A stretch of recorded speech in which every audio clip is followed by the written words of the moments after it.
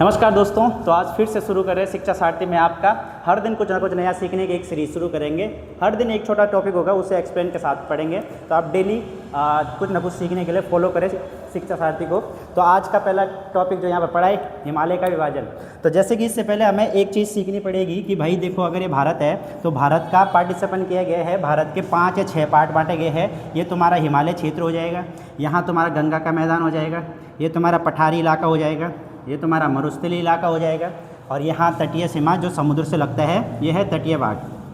ठीक है, तटीय भाग हो गया। और अगर छठा मिला दिया जाए तो अरब सागर और बंगाल की खाड़ी में अंडमान निकोबार। तो ये हमारे पूरे भारत का क्या है, भौगोलिक विभाजन है।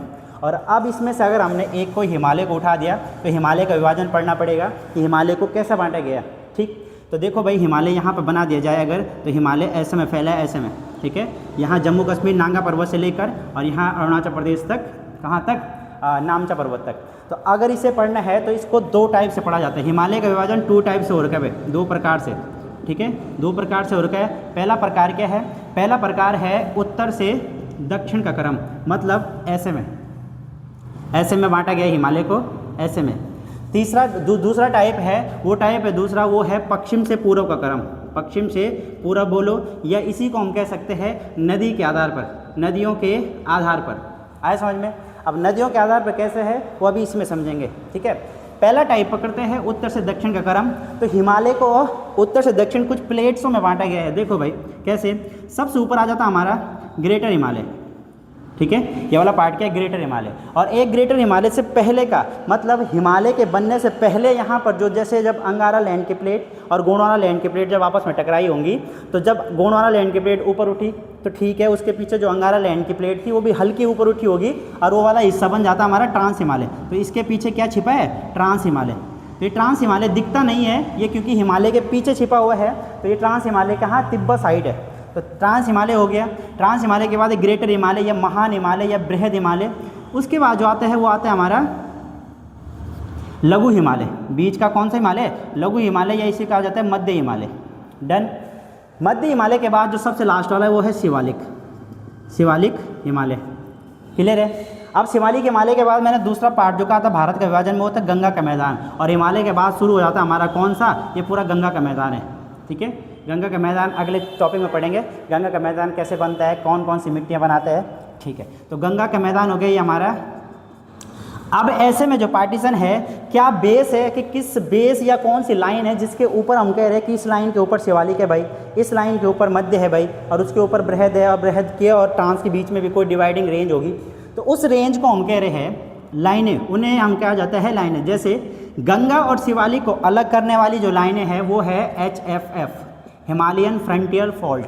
ठीक है, तो गंगा और शिवालिक क्षेत्र को अलग करती है। शिवालिक और मध्य हिमालय को अलग करने वाला है MBT, मोहम्मद बिन तुगलक नहीं। MBT मतलब मेन बाउंड्री थ्रस्ट, या इसी को F बोलेंगे, फॉल्ट तो चलेगा। लघु हिमालय और बृहद हिमालय को अलग करने वाला है MCT बोले तो मेन सेंट्रल थ्रस्ट। जो लघु हिमालय और बृहद हिमालय को अलग करने वाली जो भूगोलवेताओं ने डिवाइडिंग माना है, इसका मतलब कि इसके ऊपर क्या है, महान हिमालय। कौन से हिमालय, महान हिमालय।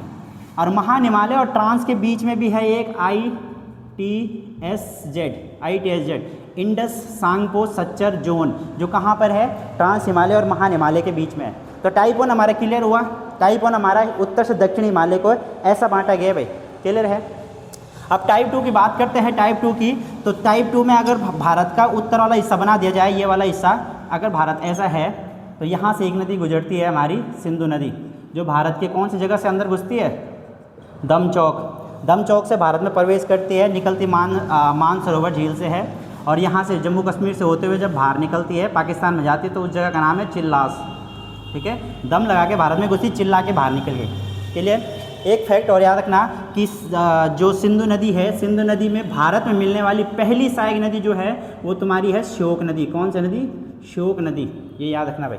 ठीक है, चलो, तो यहाँ से जाती है सिंधु नदी, जहाँ राकस ताल से निकलती है, हिमाचल प्रदेश से घुसती है कौन सी नदी, सतलज नदी। हिमाचल प्रदेश में कहाँ पर, सिपकिल्ला दर्रा। कौन सा दर्रा? सिपकिल्ला दर्रा।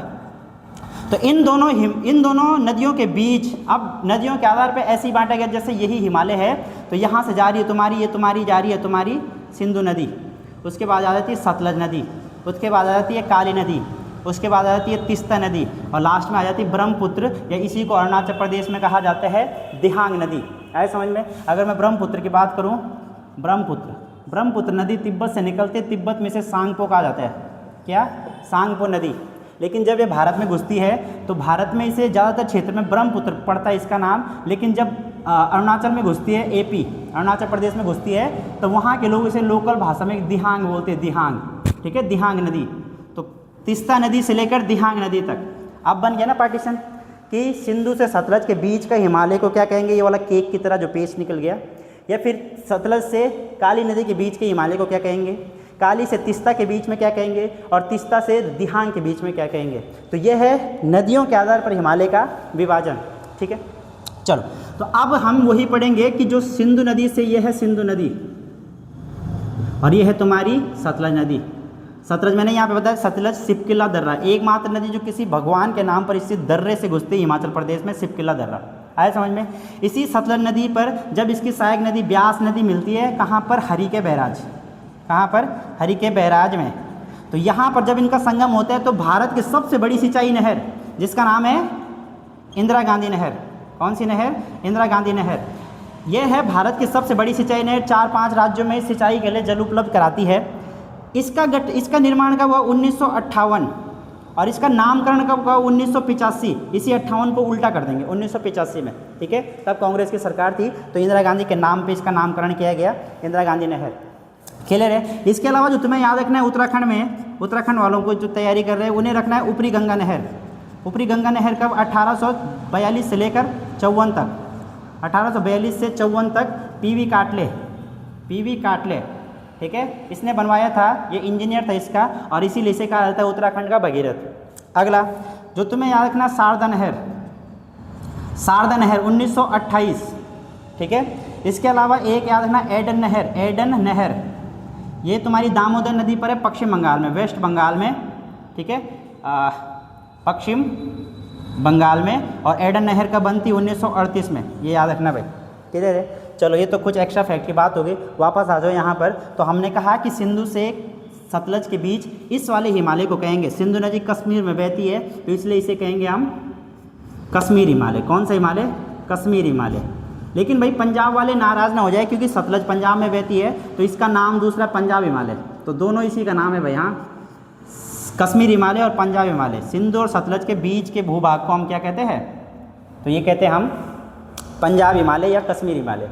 सतलज के बाद दूसरी नदी आती है हमारी काली नदी, जो उत्तराखंड और नेपाल के बीच प्राकृतिक रूप से सीमा बनाती है। इसके बीच को कहा जाता है कुमाऊँ हिमालय, या इसमें पूरा उत्तराखंड आता तो इसे हम कहेंगे उत्तराखंड हिमालय। क्या कहेंगे? उत्तराखंड हिमालय। डन है? ठीक है। काली के बाद तीस्ता नदी का उद्गम, खास फैक्ट, तीस्ता नदी का उद्गम कहाँ से होता है? तीस्ता नदी का उद्गम होता है सिक्किम राज्य से। सिक्किम जो भारत का बाद में ग्रहण किया गया राज्य है, 75वां और 76वां संविधान, 74वां 75वां संविधान संशोधन। ठीक है, 1975 और 76। तो तीस्ता नदी सिक्किम में कौन सी? चुलामू झील से निकलती है। और ये क्यों लिखाया हूँ मैं? ये इसलिए लिखाया हूँ क्योंकि चिलामू झील जो है वो भारत की सबसे ऊंचाई पर स्थित झील है भाई। ये फैक्ट है इसका, 53-30 मीटर ऊंची है, 53-30, याद रखना। यहाँ से निकलती है तीस्ता नदी, और तीस्ता और काली के बीच में जो हिमालय पड़ता है, ये वाला हिस्सा, इस वाले हिस्से को कहा जाता है नेपाल हिमालय, क्योंकि इसमें पूरी तरह से नेपाल आता है। डन? ठीक है भाई। अब तीस्ता नदी और दिहांग नदी बोलो या ब्रह्मपुत्र नदी बोलो, ये लास्ट वाला पार्ट है, इसमें पूरी तरह से असम राज्य आता, तो इसे कहेंगे असम हिमालय। ठीक है, तो ये थे हमारे 2 टाइप। पहला टाइप हमने कहा उत्तर से दक्षिण, नॉर्थ से वेस्ट, साउथ हमने पढ़ा कि ट्रांस हिमालय होता है, बृहद हिमालय होता है, लघु हिमालय होता है, मध्य हिमालय होता है, और गंगा का मैदान, और इनके बीच में कौन कौन सी लाइनें मानी गई है ये पढ़ा। दूसरा टाइप था नदियों के आधार पर बोलो या पश्चिम से पूर्व इनका क्रम बोलो, तो हमने नदियों के आधार पर पढ़ लिया किसके बीच कौन सा हिमालय पड़ता है। लेकिन एक खास फैक्ट याद रखना, और दूसरा इंपॉर्टेंट फैक्ट कि नदियों के आधार पर बांटने वाला भूगोलवेत्ता कौन था, कि किसने कहा कि नदियों के आधार पर हम हिमालय को बांट सकते हैं। तो याद रखना उसका नाम है सिडनी बोरार्ड। तो उसका नाम क्या है? सिडनी बोरार्ड, जिसने नदियों के आधार पर हिमालय का विभाजन किया था। तो उम्मीद करते हैं आपको अच्छा सा समझ में आएगा हिमालय का विभाजन। अगर अभी भी आपको समझ नहीं आया या फिर कहीं पर कंफ्यूजन हो रहा है तो आप कमेंट कर सकते हो, आपका जवाब ज़रूर दिया जाएगा, या पर्सनली डीएम कर सकते हो, आपको पूरा एक्सप्लेन किया जाएगा। उसके अलावा आपके लिए एक क्वेश्चन जो दिया जाएगा, हर दिन एक क्वेश्चन पूछा जाएगा, आपको बताना है कि इस हिमालय की पश्चिम से, जब मैंने कहा कश्मीर से लेकर अरुणाचल प्रदेश तक है, तो यहाँ से यहाँ तक इसकी लगभग लंबाई कितनी है, ठीक है, लगभग लंबाई। तो ये क्वेश्चन आपको बताना है। मिलते हैं कल नए टॉपिक के साथ, कुछ अच्छा सा टॉपिक लाएंगे, उसे अच्छे से एक्सप्लेन करेंगे। आज के लिए इतना ही।